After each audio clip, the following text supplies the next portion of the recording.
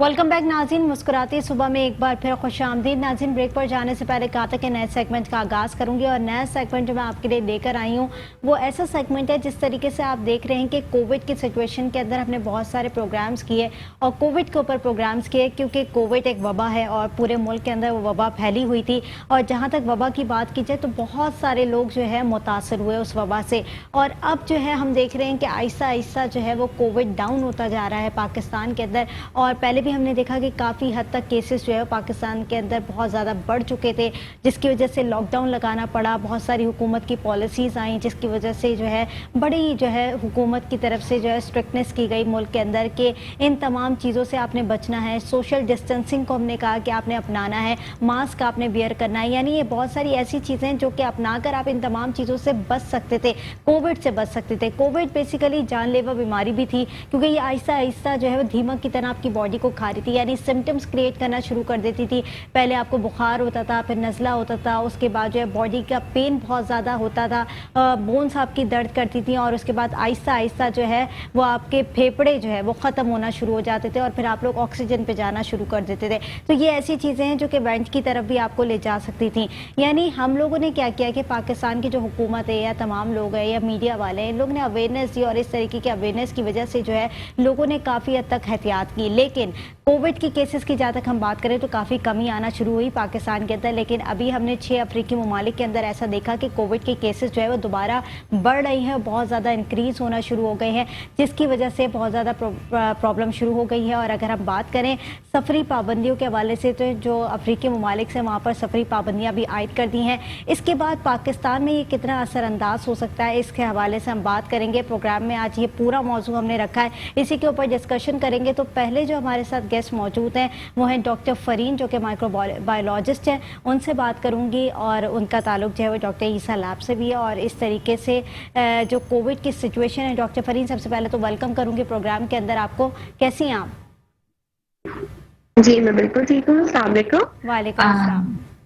अच्छा डॉक्टर फरीन, जिस तरीके से हम बात कर रहे थे कोविड के ऊपर, तो कोविड की सिचुएशन आपके सामने है कि पहले हमने देखा कि बड़ा पाकिस्तान के अंदर भी केसेस बड़े जो है हाई हुए, उसके बाद आहिस्ता आहिस्ता स्लो डाउन, अब जो है केसेस नॉर्मल जो है वो आना शुरू हो गए हैं। और अब हम देख रहे हैं कि जैसे जैसे दिन गुजर रहे हैं तो कोविड की केसेस में कमी आ रही है। लेकिन अभी हमने कल परसों खबर दोबारा सुनी कि जो है वो एक नया वेरिएंट जो है वो कोविड का आ गया है और 6 अफ्रीकी ममालिक में जो वेरिएंट फैल चुका है जिसका नाम ओमिक्रॉन है। तो ओमिक्रॉन की वजह से जो है वहाँ सफरी पाबंदियां भी आयद कर दी हैं। तो यहाँ पर आप बताएं कि पाकिस्तान में ये जो वेरिएंट है कितना असरअंदाज हो सकता है?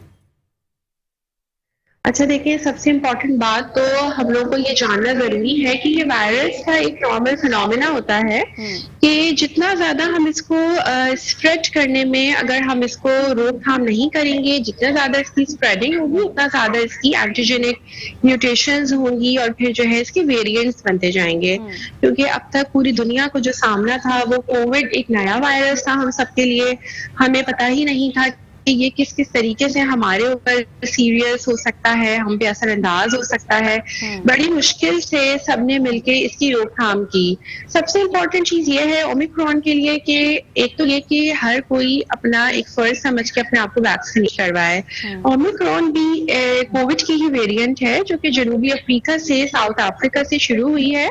उसका जो सबसे जो अहम जो चीज सामने आ रही है वो यही है कि लोगों की बेएहतियाती है, वैक्सीन ना लगवाना, सोशल डिस्टेंसिंग का ख्याल ना रखना, मास्क ना लगाना, क्योंकि ये वायरस बहुत तेजी के साथ म्यूटेशन पे जाता है अगर कि इसकी स्प्रेडिंग को ना रोका जाए, अपने आप को वैक्सीनेट ना कराया जाए। पाकिस्तान पे इसके कितने असरात हो सकते हैं ये सारा का सारा देखा जाता है ट्रैवलिंग से। जाहिर है ये पर्सन टू पर्सन ट्रांसमिट होता है, रोकथाम इसकी बहुत मुश्किल हो जाएगी कि अगर हम लोगों ने इसका ख्याल ना रखा कि लोगों ने वैक्सीन का नहीं इम्पोर्टेंस को समझ रहे हैं या फिर जो है वो अपना ख्याल नहीं रख रहे हैं, मास्क का इस्तेमाल नहीं कर रहे हैं, क्योंकि ये वायरस तो देखिए सांस के जरिए फैल रहा है। तो इस चीज का हम नहीं कह सकते कि ये कितनी तेजी के साथ जो है वो फैल सकता है, क्योंकि यूरोप के अंदर यूके में कई जगहों पे इसके केसेस रिपोर्ट हो रहे हैं। ठीक है, जिस तरीके से आपने कहा कि डिफरेंट साबित हो सकता है, हमें एक और डॉक्टर ने ज्वाइन किया, डॉक्टर इब्राहिम यूसुफ हमारे साथ मौजूद है। डॉक्टर इब्राहिम यूसुफ, वेलकम करूंगी प्रोग्राम के अंदर। चाइल्ड स्पेशलिस्ट हैं पेशे से और एस्थमा और एलर्जिक न्यूट्रिशन भी हैं। डॉक्टर इब्राहिम, जिस तरीके से हमने बात की, 6 अफ्रीकी ममालिक के अंदर जो है वो कोविड इस वक्त दोबारा फैलना शुरू हो चुका है और जैसे कि ओमिक्रॉन के नाम से जो है वो वेरिएंट आ रहा है, तो ये कितना डिफरेंट हो सकता है पाकिस्तान के लिए, कितना जो है वो कहते हैं ना खतरनाक साबित हो सकता है? अस्सलाम वालेकुम जी। मुझे नहीं लगता कि अभी पाकिस्तान तक इसकी जो ओमिक्रॉन की जो स्टेबिलिटी या इनकी इन्फेक्टिविटी आई है, और still it's been diagnose 11th of November को, तो कांट से कि अभी इसकी क्या इसकी हाइट फाइट होगी, या अभी स्टिल अगर मैंने जो 4-5 दिनों में दुनिया में अगर हमने रेशियोज देखे हैं तो उसमें बहुत ज़्यादा डैमेज नहीं किया है या बहुत ज़्यादा इंटेंसिव केयर में जो है रश नहीं हुआ है। It is been settled in the ER या घर पे, या फिर एंटीवायरल जो फेलोपिर जो है वो उसको देने से चीज़ें बेहतर भी हो रही हैं।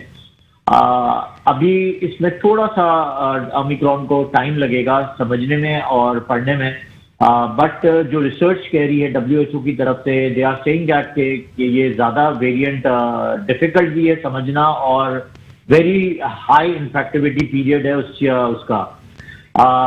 Still waiting for the new researchers day by day कि ये ओमिक्रॉन जो है ये कितना हमारा डैमेज करेगा, या हमें क्या पाकिस्तान में आके कितनी हमारे पास रिस्ट्रिक्शंस करनी पड़ेंगी।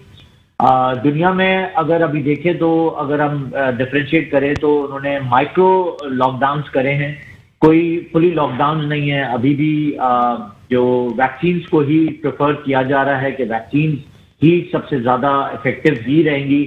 Still the booster dose will be on going. Government of Pakistan ने और गवर्नमेंट ऑफ सिंध ने ये रिस्ट्रिक्शंस की हैं कि एक मजीद डोज फाइजर का लगा लिया जाए, जो बूस्टर डोज है, और वो उसकी जो फीसेस चार्ज की जा रही थी वो भी फ्री कर दी गई हैं। ये एक बहुत अच्छी और खुशखबरी है हमारे अवाम के लिए कि जल्द से जल्द जो फाइजर के जो बूस्टर डोज लगाए जाएं तो लगवा लें जाके, हर हॉस्पिटल में लगे जाएंगे जहां जहां उसकी कोल्ड चेन मेंटेन की जाएगी। तो स्टिल ओमिक्रॉन को थोड़ा सा वैक्सीनेशन की बात की है और बहुत सारे लोगों के माइंड में ये भी सवालात है कि हम तो वैक्सीन लगवा चुके हैं और दोबारा से हम एक और बूस्टर डोज लगवाएं, तो वो उनके दिमाग में ये खदशात है कि क्यों लगवाएं और इसके साइड इफेक्ट्स ना हो जाए। और जिस तरीके से बूस्टर डोज की बात की जा रही है, तो बूस्टर डोज जो है वो उन लोगों को लगवानी पड़ी है जो कि बाहर जा रहे हैं या बाहर ट्रैवल कर रहे हैं, क्योंकि ज़ाहिर है बहुत सारे पाकिस्तान के भी ऐसे लोग हैं जो कि बाहर ट्रैवल कर रहे होते हैं, लेकिन उनके दिमाग में ये खदशात हैं कि हम क्यों लगवाएं, जब हम लगवा चुके फाइजर या मॉडर्ना, हमें कहा गया था कि हम लगवा लें, तो हमने जब वो लगवा लिए तो उसके बाद हम एक और वैक्सीन की क्यों जो है ये डिमांड पूरी करें? एक्चुअली देखें, वैक्सीन आपकी अगर देखें तो लास्ट जो डिकेड गुजरे हैं इसमें हम इन्फ्लुएंजा की जो फ्लू की वैक्सीन जो आती थी वो लगवा रहे थे। इसी तरह हर साल लगती थी और हर साल ही लोग लगवाते थे कि इन्फ्लुएंजा से बचा जाए। सेम देखिए कोविड भी जो है वो फ्लू ही लाइक है, हर थोड़े अर्से बाद वो अपनी जीनियाती निज़ाम मतलब जो RNA प्रोसेस है वो चेंज करता है और शेप चेंज करके हमारी बॉडी के अंदर डिफरेंट तरीके से एक्ट करता है। डिफरेंट रेजिस्टेंस अगर किसी की बॉडी में है तो वो उसको कम अटैक करेगी, रेजिस्टेंस नहीं है तो उसको ज्यादा अटैक करेगा। लोगों तक ये बात पहुंचाना जरूरी है कि वैक्सीन की अफादियत क्या है। वैक्सीन नो डाउट आपकी बॉडी के अंदर इम्यूनिटी प्रोटेक्ट करता है और रेजिस्टेंट टू इन्फेक्शन देता है। तो अगर बूस्टर डोज अगर हमारी एंटीबॉडीज कम होते जा रही हैं तो आपको बूस्टर डोज लगवाने में कोई हर्ज नहीं होना चाहिए, क्योंकि ये एक रिसर्च है और ये जो रिसर्च जिस पे आ रही होती है, और आप देखें रिसर्च पे आप उसको फाइट नहीं कर सकते, उस पर बहस नहीं कर सकते, क्योंकि ये रिसर्च दुनिया में ऐसी जगहों से आई भी होती है जहां से दुनिया की बड़ी बड़ी मेडिसिन ईजाद होती हैं, बड़ी बड़ी वैक्सीन ईजाद होती हैं, बड़े बड़े ड्रग्स जो बड़ी बड़ी बीमारियों को ठीक कर रहे होते हैं। तो आपको उनके साथ शामिल होके उनको प्रोटेक्ट करना चाहिए कि नहीं यार ये चीज इज वेरी इंपॉर्टेंट और should be done with in the period of time कि हमारा इन्फेक्टिविटी पीरियड बढ़े, इससे पहले हम उस बूस्टर डोज को कंप्लीट करवा लें। ठीक है डॉक्टर इब्राहिम यूसुफ, ये भी जानना चाहूँगी जिस तरीके से हम अफ्रीकी ममालिक की बात कर रहे हैं, कनाडा की बात करें, यूके की बात करें, अमेरिका की बात करें, तो इस वक्त वहाँ पर ये वेरिएंट मौजूद है ओमिक्रॉन के नाम से जो हम वेरिएंट कह रहे हैं। और अगर हम कोविड की बात करें यानी नॉर्मल कोविड की बात करें, वैसे तो अल्लाह ताला ने पाकिस्तान में पहले भी बहुत करम किया था कि इतने ज़्यादा जो है वो हमारा कोविड पीक पे नहीं किया था। बहुत कम लोग ऐसे थे जो कि इसका शिकार काफ़ी हद तक हुए और बहुत सारे लोगों को काफ़ी सारे सिम्टम्स भी आए। लेकिन वहाँ पर अगर मैं बात करूँ कि ओमिक्रॉन के जो सिम्टम्स हैं वो क्या है और नॉर्मल कोविड से वो कितने डिफरेंट है? देखिए, कोविड ही एक बहुत बड़ा अल्फाज है और इसी में ही मुख्तलिफ किस्म की मुख्तलिफ महीनों में अलग अलग ट्रांसमिशन और अलग अलग जीन्स डेवलप हुई हैं। तो ओमिक्रॉन भी कोविड का ही एक किस्म है और जिस तरह डेल्टा था इसी तरह है। लेकिन डेल्टा ने भी अगर किया, लेकिन अगर आप पिछले वक्तों में देखें 2019 के एंड और 2000 में, तो कोविड-19 ने जो बर्बादी की थी उस तरह डेल्टा ने या ओमिक्रॉन इस तरह का अटैक नहीं कर रहा है। क्योंकि देखिए, एक तो बात समझ आ गई कि कैसे इसको ट्रीट करना है। सबसे इंपॉर्टेंट हमारे लिए पहले एक बहुत बड़ा मसला था दिसंबर 2019 से लेके तकरीबन जून 2020 तक हमारे लिए बहुत बड़ा एक पेचीदा सवाल था और एक आंसर देना मुश्किल पड़ रहा था कि how to treat a COVID. क्योंकि हम इन्फ्लुएंजा को ट्रीट करते थे, बगैर कोविड को हमें ट्रीट करना नहीं आता था। After June and July 2020 we studied और बहुत सारे लोगों ने बहुत सारे कोर्सेज कर लिए जिसमें ये पता चल गया कि how to treat a Covid.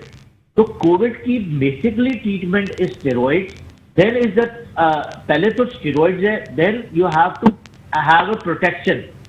अगर आपकी सैचुरेशन 92 से नीचे जाती है then you have to start the oxygen.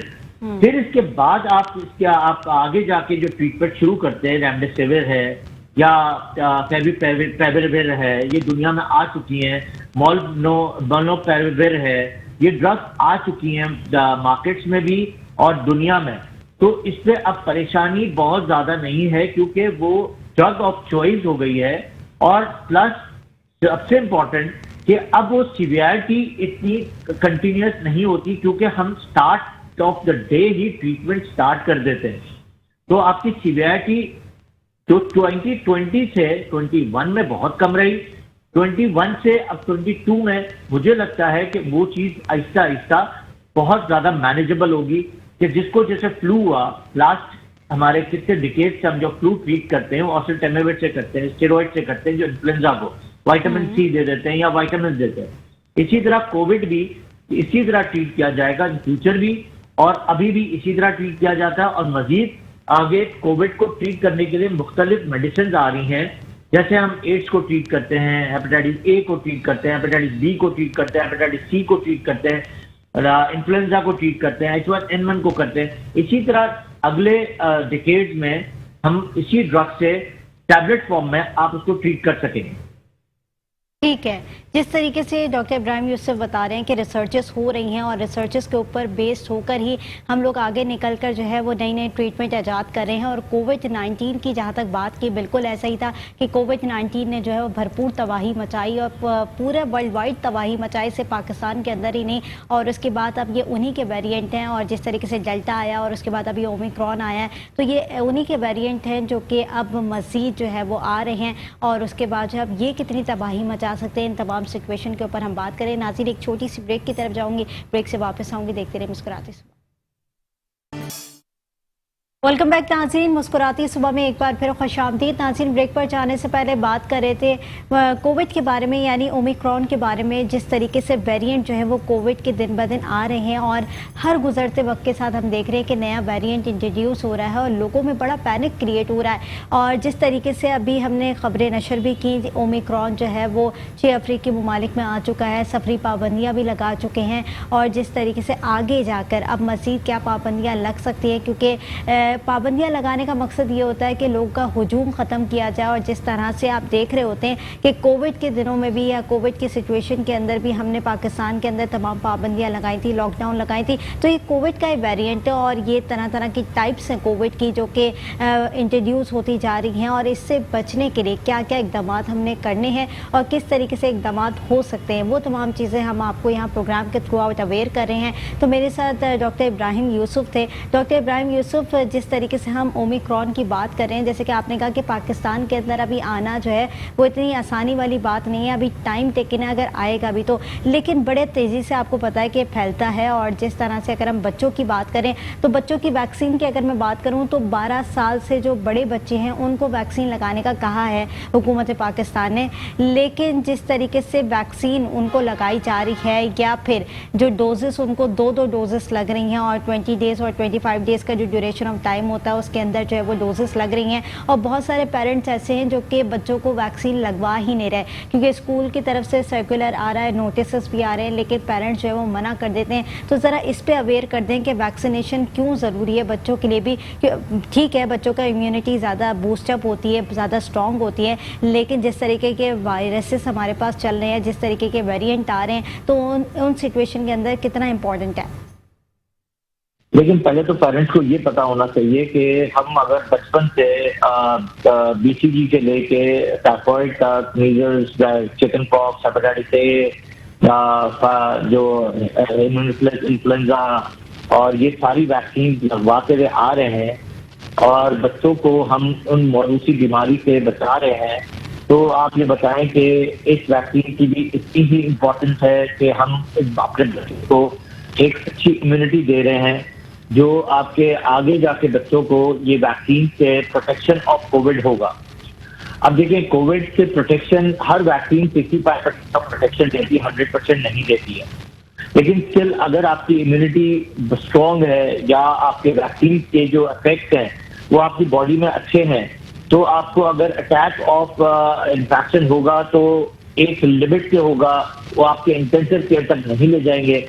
No doubt ratios of paediatrics पूरे वर्ल्ड में अगर आप देखें, जितनी भी दुनिया में बच्चे हैं उनके रेशियो ऑफ कोविड बहुत कम रहा है, बहुत ज्यादा नहीं रहा, और उनको कोविड ने अगर असरअंदाज किया भी है तो बहुत कम किया है। हाई ग्रेड फीवर या बहुत मामूली सा अटैक ऑफ लंग में इन्फेक्शन किया है, बहुत इंटेंसिव केयर में ले जाने की जरूरत नहीं पड़ी जब तक कि बच्चा ऐसा कोई ना होता कि जिसमें डिफेक्ट होता या कोई कंजेनाइटल प्रॉब्लम होता या क्रॉनिक इलनेसेस का शिकार होता, तो वो हॉस्पिटल में नहीं गए हैं और ना हमने डेथ देखी है। डेथ की रेशियो जो हमने देखे हैं वो देखे हैं 40 से लेके 70-80 के एज में, जिसमें कोविड असरअंदाज होता है ज्यादातर जो लंग्स में, और डेथ भी उन्हीं को ज्यादा देखी है और जो रिकवरी सबसे अच्छी देखी है हमने, और डेथ हमने सबसे ज्यादा देखी है उनकी जिनको क्रॉनिक प्रॉब्लम थे, जिनको डायबिटीज, हार्ट के प्रॉब्लम थे या अनडायग्नोज्ड हार्ट के प्रॉब्लम थे, जिनको अगर कोविड ने असरअंदाज किया और वो लंग में घुसके इसने किडनी को या हार्ट को या लिवर को डैमेज किया। तो फर्स्टली तो वैक्सीन से ही हमारी दुनिया में रेशो कम हुआ है, ये अगर कोई माने या नहीं माने। जिनको नहीं हुआ वो समझ ले कि उनके लड़की बच्चे थे, जिनको नहीं हुआ है अगर उन्होंने वैक्सीन नहीं कराई है तो उनको ओमिक्रॉन अटैक कर सकता है। नो डाउट ओमिक्रॉन के बारे में अभी आते हुए 1 हफ्ता ही हुआ है, हमें नहीं पता आगे वो क्या अफेक्ट करेगा, आया कि वो कोविड-19 की तरह बहुत ज्यादा अटैक करेगा या फिर वो उसकी जो इन्फेक्टिविटी पीरियड, इन्फेक्शन रेशियोज है वो बहुत कम है, या इन्फेक्टिविटी पीरियड कितना होगा यह भी नहीं पता हमें। अभी उसको आते हुए टाइम लगेगा, उसकी 1 हफ्ते का हमें WHO को ने मजीद रिसर्च के लिए टाइम लिया है कि we are researching on it, क्योंकि वो साउथ अफ्रीका से होते हुए बहुत कम रेशियो में लोगों तक है। ऑफकोर्स जो रेशियोज बताए जा रहे हैं कि ओमिक्रॉन के है जर्मनी में या 50-50 हजार के रेशियोज आ रहे हैं, आई थिंक से कि वो कोविड-19 के रेशियोज हैं वो डेल्टा के भी नहीं है, क्योंकि सर्दी में आप 2019, 2020 या 21 में जो सर्दियों में रेशो बढ़ेगा वो फ्लू का भी बढ़ता है, वो कंफ्यूजन ऑफ शिकार कोविड का जरूर होता है। जब हम इन्फ्लुएंजा में कोविड का टेस्ट करा रहे थे तो वो भी पॉजिटिव आ रहे थे, हमें नहीं पता चल रहा था कि ये इन्फ्लुएंजा वाला इन्फेक्शन है।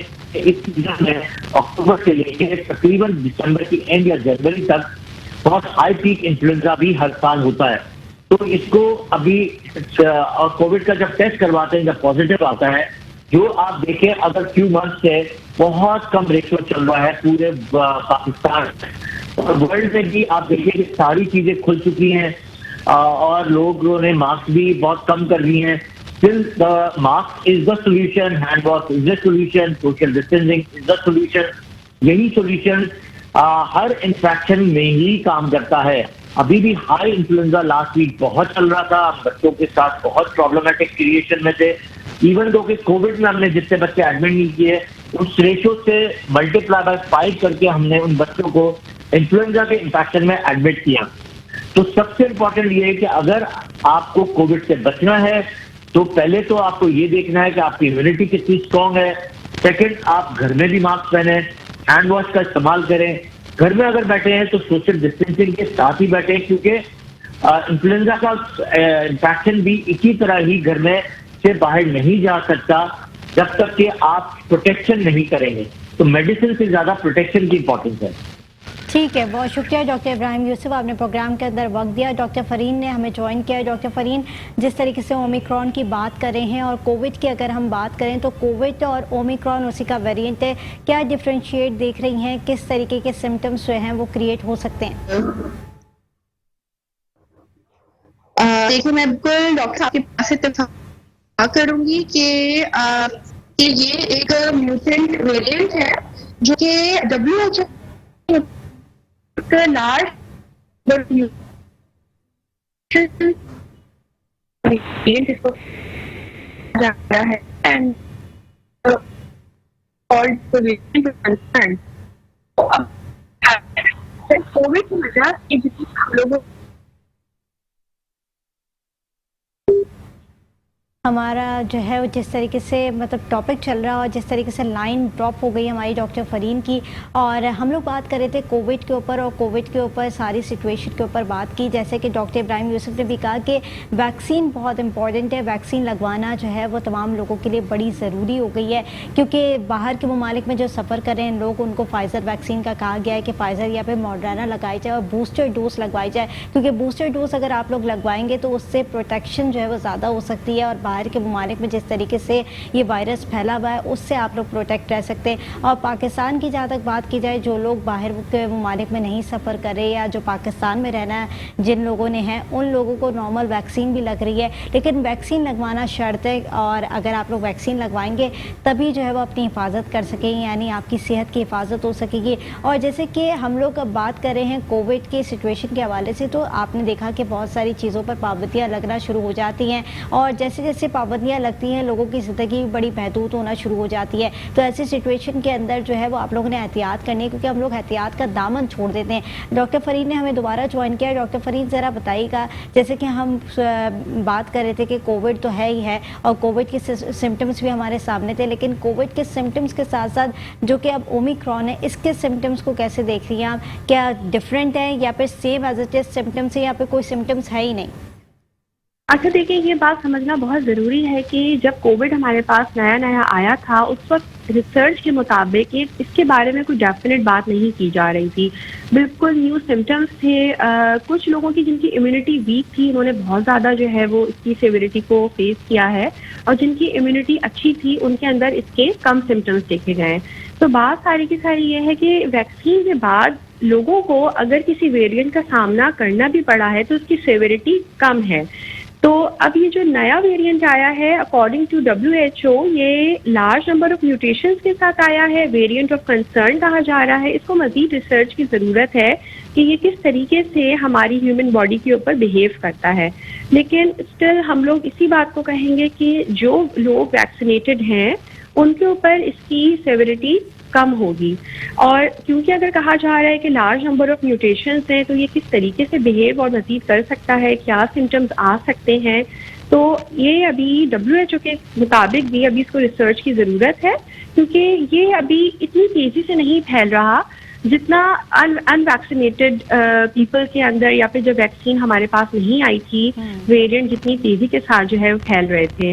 तो सबसे इम्पोर्टेंट चीज़ उसी चीज़ के ऊपर हम लोग स्टिक हैं कि बिल्कुल मास्क का इस्तेमाल बिल्कुल ना छोड़ें, क्योंकि इसी वजह से ही जो है वो वायरस स्प्रेड होते हैं। इनके अंदर म्यूटेशंस होती हैं, इनके अंदर एंटीजेनिक रेप्लिकेशंस होती हैं। तो ये वायरस का नॉर्मल फिनोमेना है और इसके बचाव के लिए वैक्सीन प्लस बूस्टर डोजेस लेना बहुत ज़रूरी है और इसी तरीके से इसका बचाव जो है वो मुमकिन है। अच्छा डॉक्टर फरीन, जैसे कि आपने बताया कि वैक्सीनेशन तो ज़रूरी है, लेकिन साथ मैंने कहा सिम्टम्स कौन कौन से क्रिएट हो सकते हैं।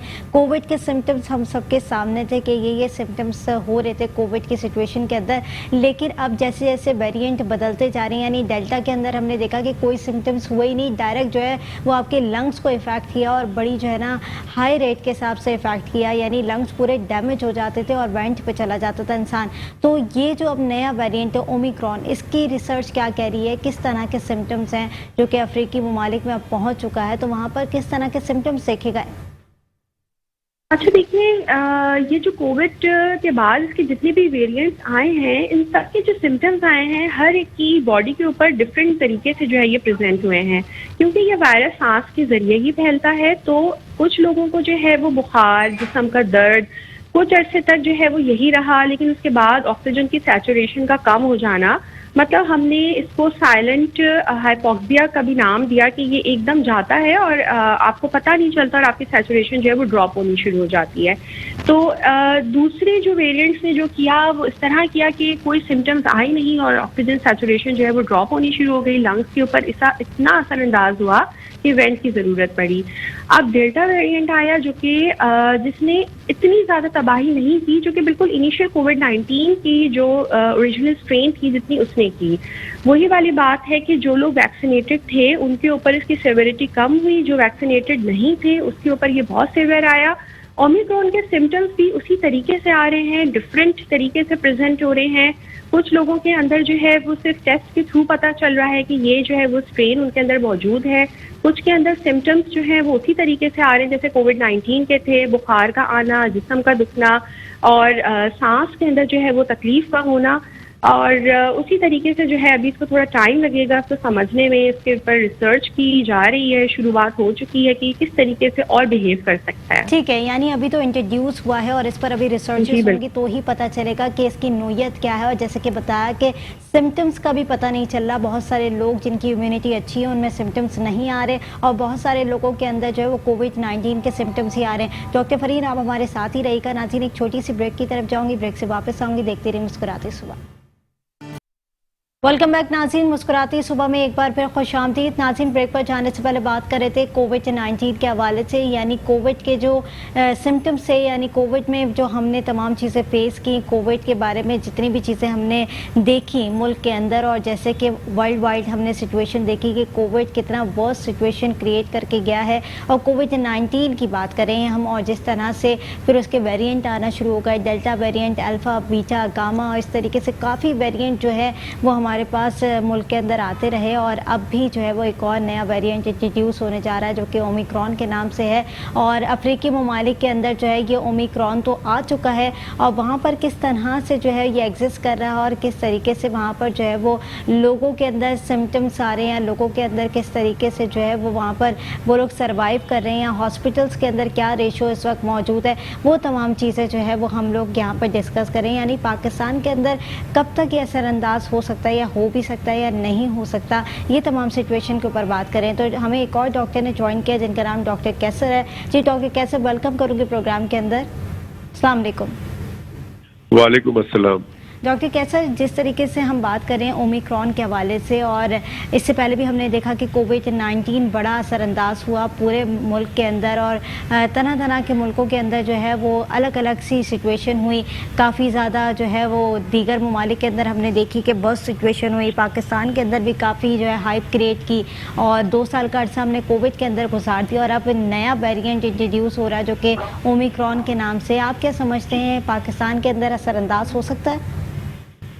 बहुत शुक्रिया आपका। मेरी एक रिक्वेस्ट है आपको कि देखिए जो भी आप गेस्ट को लिया करें उनका पूरा नाम बताएं है, ताकि वो जो सुनने वाले हैं वो समझ जाएं कि ये जो भी आदमी ये बात कर रहे हैं उस बात में असर है कि नहीं है। तो ये जरा मेरे ख्याल में क्योंकि बहुत अच्छा प्रोग्राम कर रही हैं आप, तो लोगों को ये भी पता होना चाहिए कि एक आदमी अगर जो चीज जिस शोबे से मुतल्लिक है वो कह रहा है तो ज्यादा इंटरेस्टिंग होता है। जरूर नेक्स्ट टाइम इस चीज़ का ख्याल रखा जाएगा। आप बिल्कुल जो है रिलैक्स्ड हैं इन तमाम चीज़ों से, और लाइव प्रोग्राम के अंदर थोड़ी सी जो है वो हो जाती है कभी कभी मिसमैनेजमेंट, लेकिन जिस तरह से हम बात कर रहे हैं कोविड के ऊपर बड़ा सेंसिटिव इशू है, और इस इशू को लेते हुए चलते हुए हम बात करें और आवाम की अवेयरनेस के हवाले से बात करें कि जितनी भी आवाम हमें देख रही है उनको पता चल सके ये बेसिकली जो पैनिक क्रिएट की जा रही है ओमिक्रॉन के नाम से, ये पाकिस्तान को कितना नुकसान पहुंचा सकती है, यहाँ के लोगों को कितना नुकसान पहुंचा सकती है। तो जिस तरह से हम बात कर रहे हैं ओमिक्रॉन के हवाले से या कोविड के हवाले से, तो मैं यही जानना चाहूँगी कि ओमिक्रॉन जो कि एक नया वेरिएंट इंट्रोड्यूस हो रहा है, ये कोविड-19 से कितना डिफरेंट है? देखिए, ये बहुत डिफरेंट है, और मैं चूंकि पाकिस्तान मेडिकल एसोसिएशन को रिप्रेजेंट करता हूँ एज ए सेक्रेटरी जनरल और ENT सर्जन भी हूँ, तो हमारी PMA के हवाले से दुनिया के अंदर जो एसोसिएशन है, नेशनल एसोसिएशन, उससे राब्ता रहता है। तो जो खातून, जो डॉक्टर जिन्होंने ये न्यूज़ ब्रेक की है, उनका नाम है एंजली से मेरी परसों बात हुई है। वो साउथ अफ्रीका मेडिकल एसोसिएशन की चेयरपर्सन भी है, और वो जनरल प्रैक्टिशनर है, फैमिली फिजिशियन है, 33 साल से वहाँ काम कर रही हैं वो। उन्होंने ये इस तरह के मरीज देखे थे कोई 11 नवंबर को, इसी महीने के 11 तारीख को उन्होंने देखा, जो 2 पेशेंट देखे जो कि कोविड पॉजिटिव था, लेकिन उसके अंदर कोविड वाली कोई सिम्टम नहीं थे, हेल्दी पेशेंट थे, लेकिन उनका प्रॉब्लम ये था कि वो सारे फटीग हो चुके थे, थके हुए थे, बिल्कुल गिर रहे थे, और उनमें सिर्फ और सिर्फ एक फाइंडिंग थी कि जो कि उनका हार्ट रेट बहुत ज्यादा था, पल्स बहुत ज्यादा था। अच्छा, जब तो किसी का हार्ट रेट बहुत ज्यादा होता है तो भी देख रहे हैं आप, ये कह रहे हैं उसको घबराहट और उसका जिसम गिरना शुरू हो जाता है। तो ये एक बहुत खतरनाक अलामात है, क्योंकि ओवरऑल आदमी बिल्कुल सही है। तो इसलिए दुनिया के अंदर ये परेशानी हो रही है कि अगर ये चीज, ये कोविड जो वेरिएंट है जिसमें के 32 स्पाइक्स होते हैं, और ये बहुत ज्यादा है, म्यूटेशन जो है इसकी इतनी तेजी से हो रही है, तो ये और बहुत तेजी से ट्रांसमिट भी होता है, एक से दूसरे में बहुत तेजी से लग जाता है। तो अगर खुदा ना खास्ता ये शुगर के मरीज को, ब्लड प्रेशर के मरीज को, या ऐसे मरीज जो कि दवाइयां लेते हैं, कैंसर की दवाइयां या दूसरे इम्यूनो कॉम्प्रोमाइज दवाइयां लेते हैं, तो वो फिर बहुत ज्यादा नुकसान हो सकता है, बहुत ज्यादा नुकसान हो सकता है। इसलिए दुनिया इसमें परेशान है। लेकिन मैं समझता हूँ कि पाकिस्तान के अंदर जैसे और तमाम वेरिएंट्स भी आ गए हैं, और हम बहुत ज्यादा उसकी कोशिश कर भी ले तो भी वो ऐसा हो जाता है। तो हमें चाहिए कि हम अवाम के साथ साथ हुकूमत बहुत ज्यादा एहतियाती तदाबीर अपनाएं, और उसको रोकने का एक ही तरीका है कि हमारे मुल्क में एंट्री बैन होनी चाहिए। एंट्री जो है बैन नहीं होनी चाहिए, बल्कि उसकी स्क्रीनिंग होती है। जितने भी लोग आ रहे हैं वो आए, और यहाँ उनकी रैपिड टेस्ट होना चाहिए एयरपोर्ट के ऊपर। जो बॉर्डर है, बॉर्डर पे हमारी स्क्रीनिंग होनी चाहिए कि उसको कोई बुखार तो नहीं है, उसको कोई कोरोना तो नहीं है। इस तरह से हम अपने मुल्क में इसके फैलाव को रोक सकते हैं। और लोगों को चाहिए कि, लगता ऐसा है कि टेलीविजन के जरिए या मीडिया के जरिए लोगों को ये पता लग रहा है कि शायद कोरोना वायरस पाकिस्तान से खत्म हो गया है, तो लोगों ने शादी ब्याह में, रेस्टोरेंट में, बाजार में अब कोई भी ना मास्क लगाता है, ना कोई सोशल डिस्टेंसिंग करता है, हर कोई गले भी मिल रहा है, हाथ भी मिला रहा है, which is very very very dangerous. तो मैं समझता हूँ कि SOPs पे सख्ती से अमल करना चाहिए, और यकीनन शक यही है कि ये आएगा। और इससे पहले भी मैं कह चुका हूँ कि चौथी वेव के बाद जो हमारा रवैया है इस वक्त, हमें लगता है कि 5वीं लहर भी हमारे पास आएगी दिसंबर के एंड तक, जो कि नहीं आनी चाहिए अगर हम प्रॉपर एहतियात करें, वैक्सीनेट कराएं अपने आप को, अपने प्यारे दुलारों को, अपने जानने वालों को, अपने घर में जो लोग काम कर रहे हैं, मार्जियां हैं, जो चौकीदार हैं, जो ड्राइवर हैं, उन सबको वैक्सीनेट कराएं। जितनी जल्दी कराएंगे हम हर तरह की वेरिएंट से बच सकेंगे, बहुत चांसेस कम हो जाएंगे उनके बीमार होने के या हॉस्पिटलाइज होने के। जी ठीक है डॉक्टर कैसा, जैसे कि आपने बताया कि एसओपीज को किस तरीके से जो है वो हमने अमल दरामद करना है, लेकिन अगर मैं हुकूमत की बात करूं या पाकिस्तान मुल्क की बात करूं तो जैसे कि हमने कोविड-19 के अंदर सिचुएशन देखी थी तो उस वक्त हमें इतना ज़्यादा आइडिया नहीं था कि हमें इसको फेस कैसे करना है, क्योंकि नया नया जो है वो हमारे लिए था सारी चीज़ें, और कोविड-19 नया हमारे लिए वायरस था जिसकी वजह से हमें पता भी नहीं था कि सिम्टम्स क्या हो सकते हैं, लोगों को किस तरीके से कवर करना है, लोगों को किस तरीके से अवेयर करना है, बड़ी मुश्किलात थी उस वक्त। लेकिन अब 2 साल का अरसा हमने उसके अंदर गुजारा और उसके बाद अब हमें सारी चीज़ें पता है कि कैसे कैसे स्क्रीनिंग करनी है, क्वारंटाइन कैसे करना है, बाहर से अगर कोई आ रहा है तो उसको किस तरीके से रोका जा सकता है, तो बहुत सारी चीज़ें अब हमें पता है। लेकिन आप क्या समझते हैं कि अगर हम इतनी सारी चीज़ों से सीख चुके हैं और उसके बावजूद पाकिस्तान के अंदर अगर ये केसेस आते हैं तो कोताही कहाँ बढ़ती जाएगी? देखिए बात सारी ये है, सबसे जो प्रॉब्लम या अफसोस की बात तो यही है कि हम 2 साल में बहुत कुछ ट्रेन हो चुके हैं, हमारे डॉक्टर्स भी बहुत चीजें सीख चुके हैं, अवेयर हो चुके हैं, हमारी आवाम भी अवेयर हो चुकी है, लेकिन अनफॉर्चुनेटली हमारी आवाम उस तरह से इसको रोकने में जो है वो नाकाम दिखाई दे रही है, प्रॉपर तरीके से रोकने में नाकाम है। मैं समझता हूँ कि देखिए अगर अभी तो वायरस वही कोरोना वायरस एक ही है, वेरिएंट्स आते रहते हैं। अब एडवांटेज भी एक और हो गया है कि हमने वैक्सीन भी बहुत सारे लोगों ने लगा ली है, लेकिन वैक्सीन लगाने के बाद ये नहीं है कि आप बीमार नहीं होंगे, आप इन्फेक्ट जरूर होंगे, कोरोना आपको लग सकता है, लेकिन आप जो है इंशाल्लाह ताला सीवियर नहीं हो सकेंगे, सीरियस बीमारी नहीं होगी, आप हॉस्पिटलाइज नहीं होंगे। ये फायदा होता है वैक्सीन लगाने का। तो हम ये कह रहे हैं कि तमाम लोग जो ये समझते हैं कि जी इस बीमारी से कैसे बचा जा सकता है, वो तमाम एसओपीज को फॉलो करें, वैक्सीनेट अपने आप को जल्द से जल्द लगाएं, ताकि वो तमाम चीजें जिससे आपको परेशानी होती है, दुकानें बंद हो जाती हैं, तालीमी इदारे बंद हो जाते हैं, रेस्टोरेंट बंद हो जाते हैं, ये तमाम चीजों से बच जाएंगे आप। अगर आप चाहते हैं कि तमाम चीजें जिस तरह आजकल चल रही हैं, अगर इसी तरह से हर चीज खुली रहे तो आपको एसओपीज पे सख्ती से अमल करना होगा। इवन कि आपने वैक्सीनेट कराया हुआ होगा अपने आप को, अपने आप वैक्सीनेट हुए हुए होंगे तो भी आपको ये सब चीजें करनी होंगी। तो पॉइंट सारा यही है कि prevention is better than cure. Pakistan medical association का हमारा नारा भी यही है। तो हम समझते हैं कि ये चीजें करनी ज्यादा जरूरी है। अभी जो नया वेरिएंट है, हम दुआ करते हैं कि हमारे पास ना 5वीं वेव आए, ना ही इस तरह का वेरिएंट्स आए, क्योंकि ये वेरिएंट अगर आ गया तो मैं एज ए ENT सर्जन ये समझता हूँ कि ये बहुत ज्यादा परेशानी होगी, क्योंकि ना इसमें नजला जुकाम होता है, ना खांसी होती है, ना ही किसी मरीज को की जो सूंघने की ताकत या जो टेस्ट है वो खत्म होती है।